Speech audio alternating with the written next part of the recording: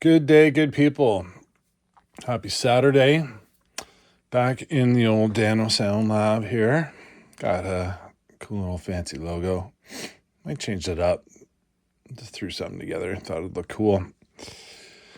We're back in. The other day we did bass guitar chain for what I'm doing with April Wine. Decided to jump into drums today. So we got a bit of a longer video. I'm not going to do super deep dive and go through every EQ move and every little setting or whatever, but just the general overview, how things are getting processed and sent to buses and then out to a master bus. Keep it within a half an hour here today. Maybe one day we'll get into the super deep dive on each individual channel strip and bus. But yeah, so here we go. Do as much as we can here and speed her up.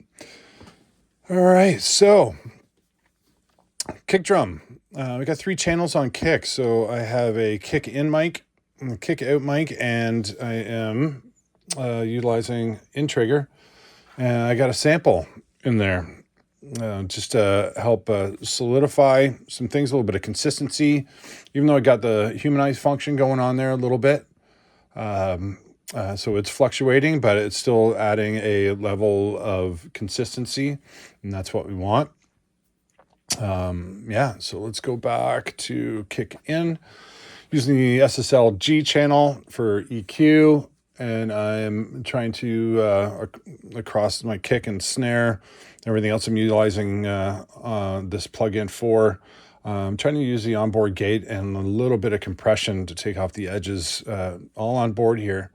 So I'm not stringing up 3 or 4 different plugins. Just doing a little bit of compression on the kick in channel because I'm going into the API 2500 after that to do the real form of compression that I'm wanting to do to get it to sound the way I want. Before I hit play and let you hear that, I'll just go to kick out, show you what I'm doing. So I got the EV2 channel, a little bit of EQ from there.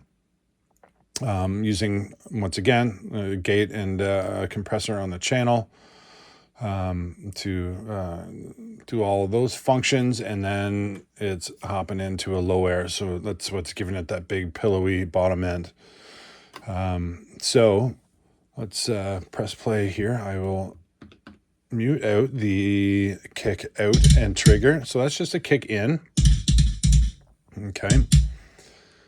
So you can see up on here, I got my filter set to about 81. So there's some low information that I'm taking out of there and just focusing on the like mid punch and high attack, as you can hear. And then as you can see, it's hitting this compressor, not doing anything crazy, but minus 3 dB, right? So just kind of controlling, taking the edge off, and setting onto the loud thrust. I'm just liking the tonality more so than any heavy compression. We're doing some other stuff later on the bus there. So I don't want to do too much here. We're building compression as we go on these channels. All right. So next we'll go over to that kick out. You can hear that just on its own. You can hear it's mostly just all low, right? With that low air, so just on its own, it's all basically just subby stuff. And combined together, you can hear, it's hard to hear through the phone, but you can hear the full spectrum now. You're getting a high attack, punchy mid, and nice pillowy low end. Let's mute those out, and I'll just show you the sample. Here there's a bit of low in there, tiny bit of attack, but it's mostly that kind of that mid punch that we're going at. And then adding that, like I said, that level of consistency to combine with the other 2, and then that's being sent to a mono bus. So let's open those all up. There we go. From there, those 3 channels, like I said, going to that bus and hitting SSL G master bus comp doing a tiny bit of gain reduction. It's more just to glue it all together and just getting a tone out of that just works on everything. You know, there's a go-to. I think I'm using this probably 8 or 9 times in the whole mix file as a whole, so definitely getting used. From there, I'm going to show you what I'm doing with some external stuff here. We have an external insert point set up and hitting the BBE Sonic Maximizer right there. And that's adding a little bit of, you know, a bit of low contour, but I'm more focused on the high end to get that nice slappy attack out of it. So it sounded good. So we're just going to keep going with it. Been using it for years back in the studio, like, geez, almost 20 years ago, you know.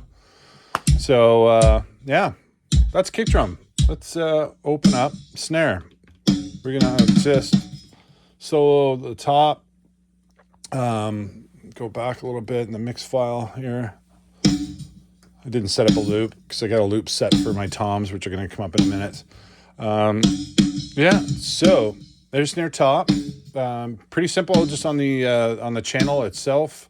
You know, G channel, utilizing the gate and the compressor on there, just taking a little tiny edge off the top. There's a control. From there, we are going to the snare bottom. Let's get that going in a second here. Once again, it's just focusing on the bottom. The snare bottom is focusing on, you know, that the papery, shimmery snare, and then comboing those up.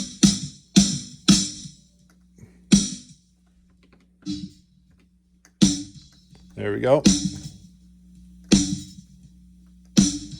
It's definitely, you can hear some high end going on that, but when you get the trigger in there, there we go. We got a trigger, and that's helping support. And that one's more focused on the low end too. As you see, is low end is sucking out the that mid around 400. I need a little 1K to get a little pop out of there. You know, on its own, you're really hearing a lot of that bottom, but as everything kind of, you know, comes together, we're getting a little bit of natural masking from the other instruments, and then this isn't as present in the mix. So I leave that alone until I'm listening to it with everything. Because one of the big mistakes is trying to get everything to sound picture perfect here, like a record, and then you put it all together and it's just a mess. So, you know, it's important to go back and forth, which I've done so many times. It's crazy. So we're leaving that is, and you'll tell me if it's working in the end. Okay, so that's my snare. Then we're going to SSL comp on the bus, just a mono bus. From there, once again, after a bit of compression to control it, we are going into the second channel of the BBE Sonic Maximizer. And we're pumping up the low contour quite a bit to get that thuddy bottom end that I like.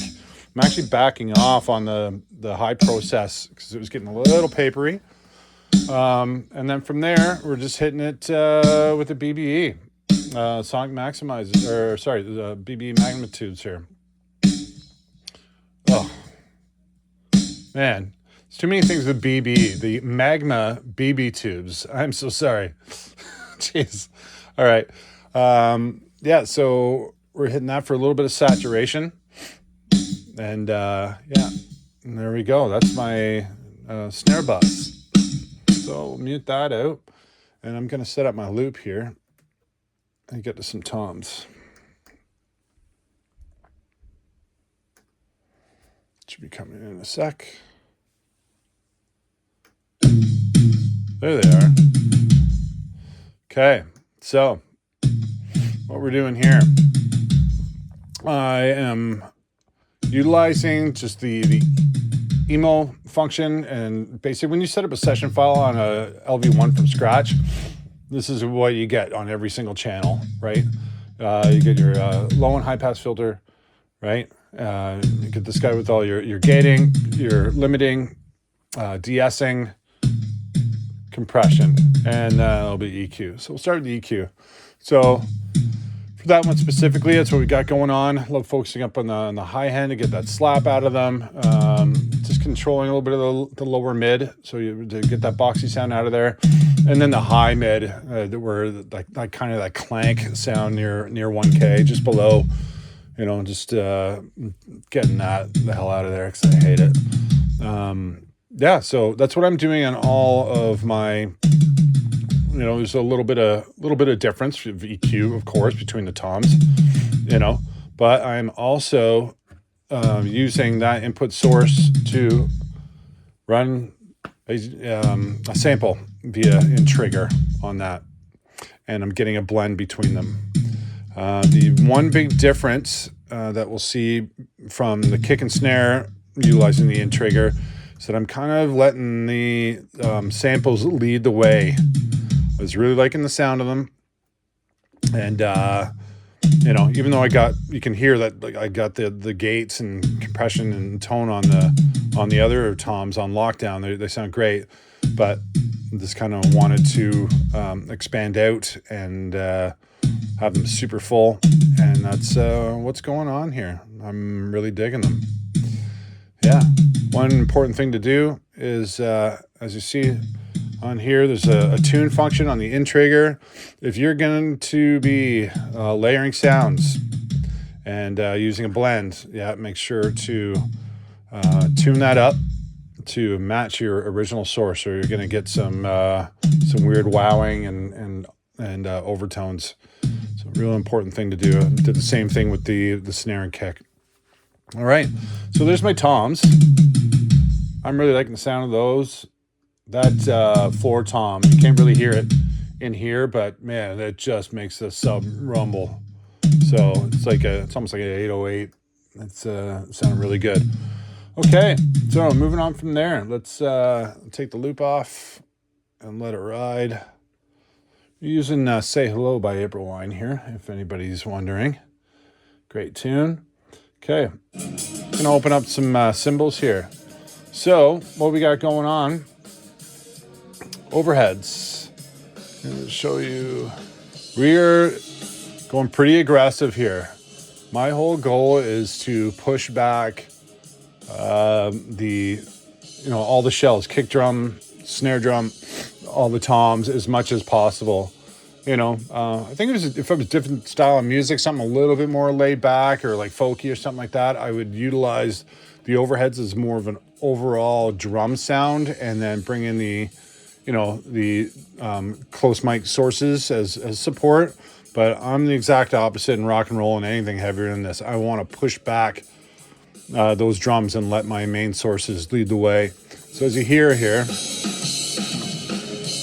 pretty squash sounding, and there's a little bit of pumping going on, but I've referenced it to the rest of the mix when all the other elements are back in, and I'm feeling it sounded good. So we're gonna roll with it. You'll see I've got that limiter set, so when that snare comes in over top of that threshold, that's decimating that snare by like minus 12 dB. That's what I'm looking for. So yeah, there's my overheads. And what we'll do now is go over to its bus, and you're gonna see I am using that SSL to slam it even more. I don't know, I'm just thinking it sounded great. It might be a little much, but you know what? You guys tell me when we get everything else back in. I think it sounded pretty good. After that comp, felt like it was squashing the high end a little bit, so I got a little boost there. I got a little, 3 dB boost at 12K, just to get that high, nice, airy, cymbally awesomeness back into the mix there. And yeah, that's what we're doing. So it's almost time to hear everything together. So I'm going to bring everything in before we go check out the 2 drum buses I got going on before they're sent to the mastered left-right bus. So let's hear this.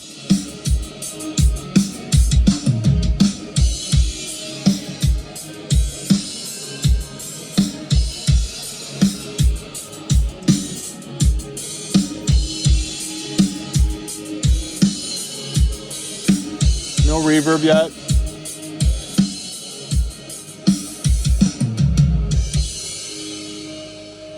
Okay. Yeah, it sounded pretty good. You know what we're going to do, though? Let's go back to Tom's for a second. I totally forgot to do something here. All right, so kick triggers. I wanted to show you what I'm doing there. Not doing it a lot. After the in trigger, I'm using the Shep 73 for EQ to help sparkle up that high end. That's just on the triggers, though. I was showing you the EQ for the live sources.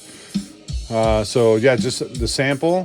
I'm just exciting with some high end and just getting that, that Neve tonality out of the EQ strip. So, it's one of the first consoles I ever used was a Neve in school, and I remember getting drum sounds and just, especially Tom's, just loving that style of EQ on Tom. So I've gone back to that, So there we are there. As you can hear everything together, nice and tight, big. Everything's controlled, enough attack everywhere, and it's, sounding warm. And the reason for that as well,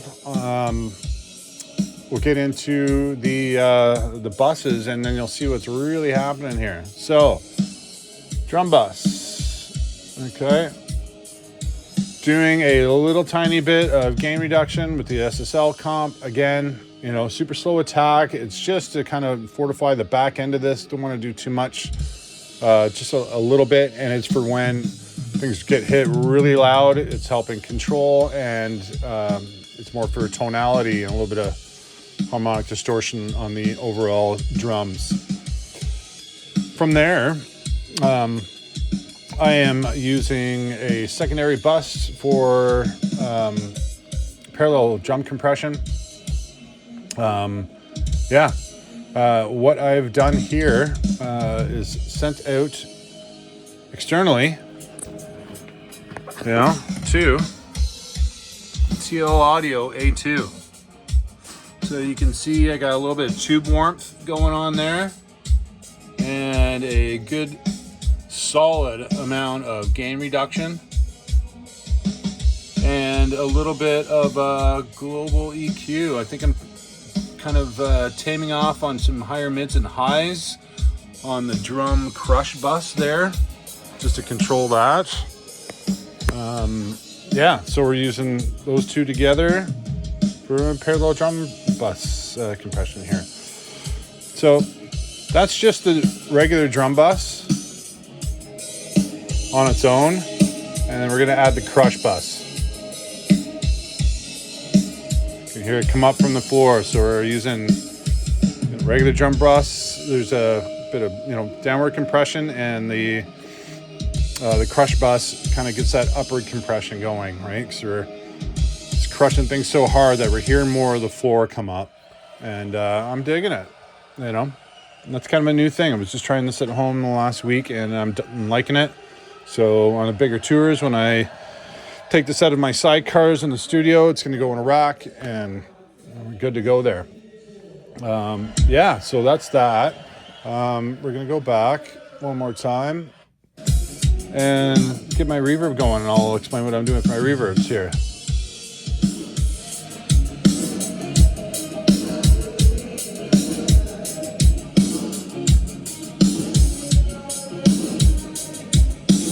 All right, so you can hear it's a pretty big reverb, but it's short. Didn't want a big tail on that. Let's see, you got a lot of pre-delay using the R-Verb. Great sounding reverb unit on a plate. Reverb, got lots of pre-delay. Time is moderately low, bigger size, because basically what I want is it to hit, wait, kind of explode out, and then crash in on itself quickly. I don't want, massive amount of tail and decay. Like I maybe set a little high. Let's try bringing it down a little bit. That's what I want. Yeah. Diffusion set low. Yep, so that's what I'm looking for. They're a little bit hotter here at home, but those substantially come down in a live environment. I bring down another maybe 10 dB or more, right? It's just tailored to the environment. If we're doing arenas, which we got coming up, that'll be way down. We don't need a lot of reverb. It's just something to kind of place in the mix to kind of spread out its the depth and the size of it overall, but I don't want it sounding too far back in the mix. I want that snare to be popping you right in the middle of the forehead there. Yeah. Okay, so here right there on the toms, I got a little bit longer tail on that, but that's toms. I want them to sound like they're, big arena rock show. As you'll see, that's, its output level is quite low, just because the way that that's sitting in the mix. But I'll sometimes go even lower, or if it's a real dead environment, that comes up, So yeah, that's my drums. Let's listen in for a second here.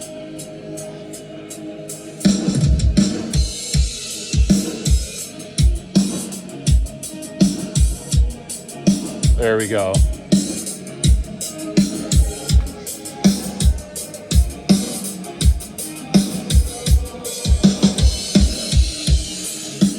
Okay, now let's bring in some other elements and let's see how the drums are sitting against everything else. And then we're going to go to the master bus and kind of see what's going on, because that's obviously affecting, all this.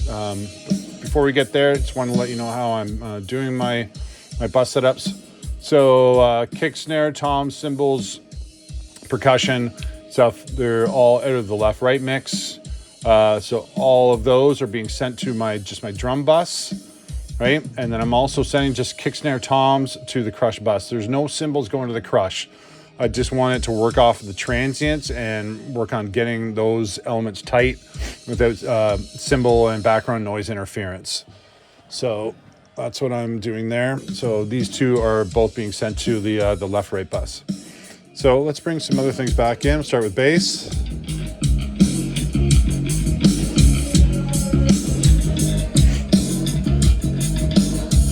And let's try some guitars.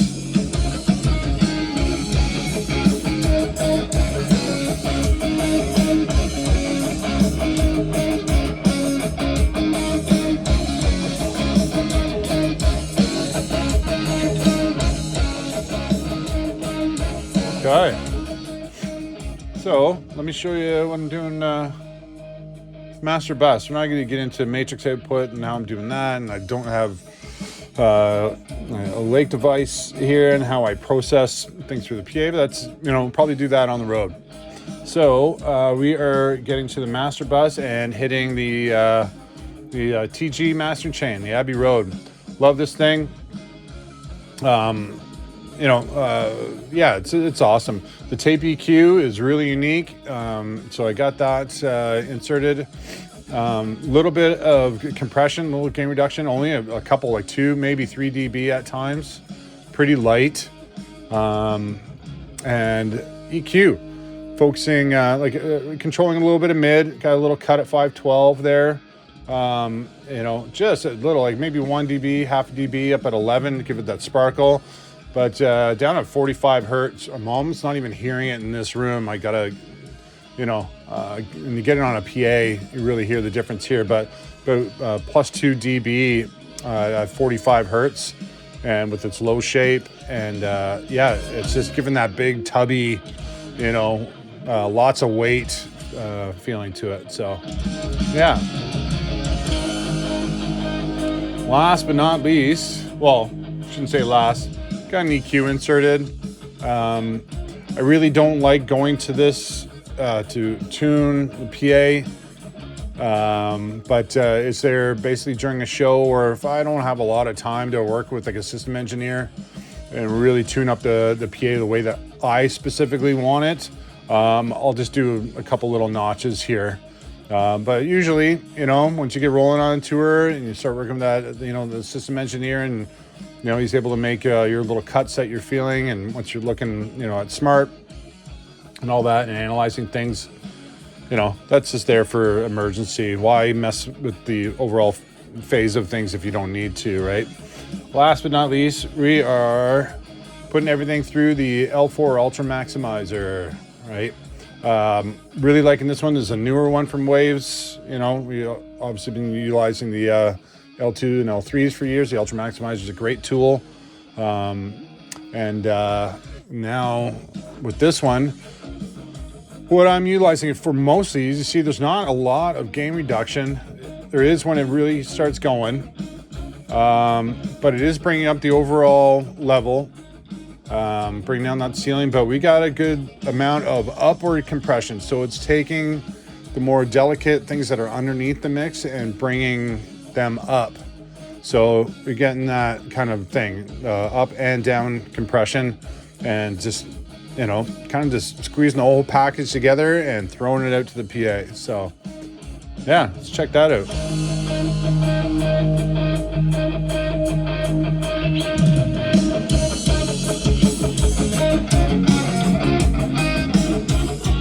See this guy?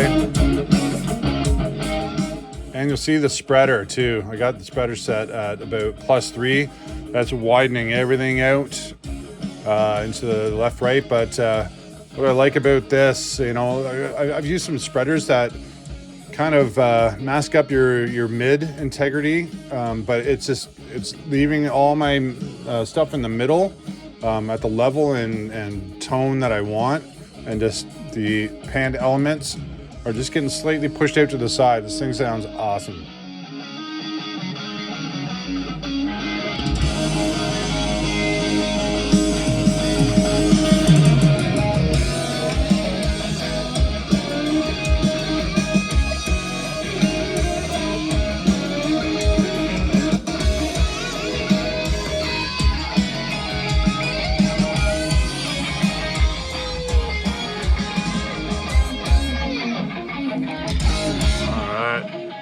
Thanks, guys. Have a good one.